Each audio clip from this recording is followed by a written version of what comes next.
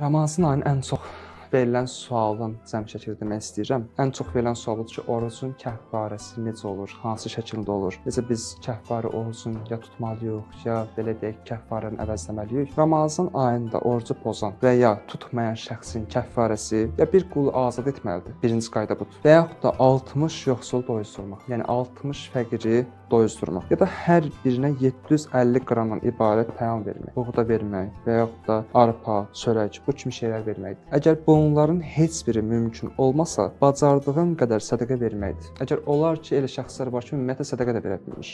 Sədaqə də çıxarda bilmir, o qədər yoxsuldur, amma kəffarəsi də var. Buyururlar ki, bu da olmasa tövbə və istiğfar eləməkdir. Daim tövbə və istiğfar eləsən ki, sənin boynundakı kəffarə nə olsun, qaldırılsın. 2 ay Ramazan ayının kəffarəsini edən şəxs, yəni 2 ay Ramazan ayının kəffarəsini tutmaq istəyən şəxs bu ayı bütün sonrakı ayın bir gününü, yəni 31 gün ardıcıl tutmalıdır. Əgər onun qalanını ardıcıl olmasa, eybi yoxdur. Yəni birinci ayı sən 31 gün ardıcıl tutmalısan, ondan sonrakini sən ardıcıl tutmasında bunun nəyi yoxdur, eybi yoxdur.